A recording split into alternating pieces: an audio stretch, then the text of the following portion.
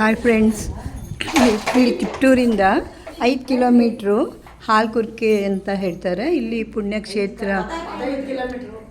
15 kilometre ಇದೆ. ಆದಿಶಕ್ತಿ ಲೋಕ ಮತ್ತು ಪ್ಲೇಗಿನಮ್ಮ ಅಂತ ಹೇಳಿ ಕಟ್ಟಿದ್ದಾರೆ. ಅದ್ರ ಬಗ್ಗೆ ಏನು ಆ ಹೆಸರು ಬರೋಕ್ಕೆ ಕಾರಣ ಏನು ಅಂತ ನಮ್ಮ ಫ್ರೆಂಡ್ ಇಲ್ಲಿ ಊರಲ್ಲಿದ್ದಾರಲ್ಲ, ಅವ್ರ ಗ್ರಾಮದವರು ಅವ್ರು ಹೇಳ್ತಾರೆ. ನೋಡೋಣ. ಹೇಳಮ್ಮ, ಇಲ್ಲಿ ಪ್ಲೇಗಿನಮ್ಮ ಅಂತ ಹೆಸರು ಏನಕ್ಕೆ ಬಂತು? ಇದು ಹೊನ್ನವಳ್ಳಿ ತಾಲೂಕಿಗೆ ಸೇರಿದ್ದು ಹಾಲ್ಕುರ್ಕೆ ಅಂತ ಹೇಳಿ.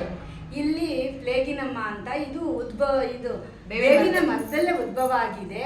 ಆವಾಗ ಪ್ಲೇಗೆಲ್ಲ ಬರ್ತಿತ್ತಲ್ಲ ಕಾಯಿಲೆ, ಆವಾಗ ದೇವರು ಈ ಊರಿನ ಜನಗಳನ್ನೆಲ್ಲ ರಕ್ಷಣೆ ಮಾಡೋಕ್ಕೋಸ್ಕರ ಇಲ್ಲಿ ಬಂದು ಬೇವಿನ ಮರದಲ್ಲಿ ನೆಲೆಸಿ ಊರಿನ ಜನಗಳಿಗೆಲ್ಲ ಹುಷಾರು ಮಾಡಿದೆ, ಆರೋಗ್ಯಕ್ಕೆಲ್ಲ ಕೊಟ್ಟು ಕಾಪಾಡಿದೆ ಅಂತೇಳಿ ಇಲ್ಲಿ ಇವಾಗ ಎಲ್ಲರೂ ಮಂಗಳವಾರ ಶುಕ್ರವಾರ ಎಲ್ಲ ತುಂಬ ಚೆನ್ನಾಗಿ ಪೂಜೆ ನಡೆಯುತ್ತೆ.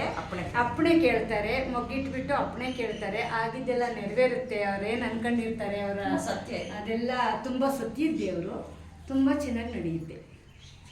ಎಲ್ಲಿ? ತಿಪ್ಟೂರಿಂದ 15 ಕಿಲೋಮೀಟ್ರಾ? ಹೊನ್ನವಳ್ಳಿ ತಾಲೂಕು.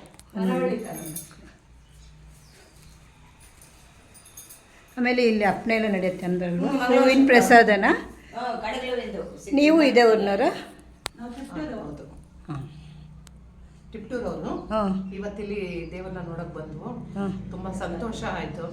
ಯಾಕೆಂದ್ರೆ ಆ ಊರನ್ನ ರಕ್ಷಣೆ ಮಾಡೋದಕ್ಕೋಸ್ಕರ ಆ ಒಂದು ಮರದಲ್ಲೇ ಉದ್ಭವವಾಗಿ ದೇವಿ ಸತ್ಯವನ್ನ ತೋರ್ತಾ ಇದ್ದಾಳಲ್ಲ, ದೇವರಿದ್ದಾರೆ ಅನ್ನೋದಕ್ಕೆ ಇದಕ್ಕಿಂತ ಸಾಕ್ಷಿ ಮತ್ತೊಂದಿಲ್ಲ. ನಾವು ನಂಬೋದ್ರೆ ದೇವರು ಎಲ್ಲಿಯೂ ಸಹ ನಮ್ಮನ್ನು ಕಾಪಾಡ್ತಾನೆ. ಅದಕ್ಕೆ ಈ ಒಂದು ಹಾಲ್ಕುರ್ಕೆ ದೇವಸ್ಥಾನದ ದೇವರು ಸಾಕ್ಷಿಯಾಗಿದೆ. ನೋಡೋದಕ್ಕೆ ತುಂಬಾ ಚೆನ್ನಾಗಿದೆ, ಆನಂದವಾಗಿದೆ, ಮನಸ್ಸು ಪ್ರಶಾಂತವಾಗಿದೆ. ಇಂಥ ದೇವರನ್ನು ನಾವು ನೋಡೋದೇ ಅಪರೂಪ. ನಮಗಿವತ್ತು ಸೌಭಾಗ್ಯ ದೊರಕಿದೆ, ಅದಕ್ಕಾಗಿ ಬಹಳ ಸಂತೋಷ ಆಗಿದೆ ನಮಗೆ. ತುಂಬ ಧನ್ಯವಾದಗಳು. ಇಲ್ಲಿ ಬಗ್ಗೆ ಮಾಹಿತಿ ಕೊಟ್ಟಿದ್ದಕ್ಕೆ ಎಲ್ಲರಿಗೂ ತುಂಬ ಧನ್ಯವಾದಗಳನ್ನ ತಿಳಿಸ್ತೀನಿ. ಏಪ್ರಿಲ್ ಜಾತ್ರೆ ನಡೆಯುತ್ತೆ. ಹೌದಾ? ಯುಗಾದಿ ಆದೊಂದು ವಾರಕ್ಕೆ ಜಾತ್ರೆ ನಡೆಯುತ್ತೆ. ಇನ್ನೇನು ವಿಶೇಷ? ಇಲ್ಲಿ ಕೆಂಪಮ್ಮ ದೇವರು ಅಂತ ಇದೆ, ಅವರು ಅಕ್ಕ ತಂಗಿರ್ತಾರೆ. ಕೆಂಪಮ್ಮ ದೇವ್ರದ್ದು ರಥೋತ್ಸವ ಆಗುತ್ತೆ. ಅದು ಯುಗಾದಿ ಹಬ್ಬ ಆದ್ಮೇಲೆ ಭಾನುವಾರ ಯಾವತ್ತು ಬರುತ್ತೋ ಅವತ್ತು ರಥೋತ್ಸವ ಆಗುತ್ತೆ.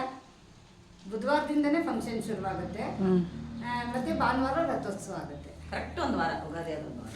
ಧನ್ಯವಾದಗಳು ನಿಮಗೆ ಮಾಹಿತಿ ಕೊಟ್ಟಿದ್ದಕ್ಕೆ.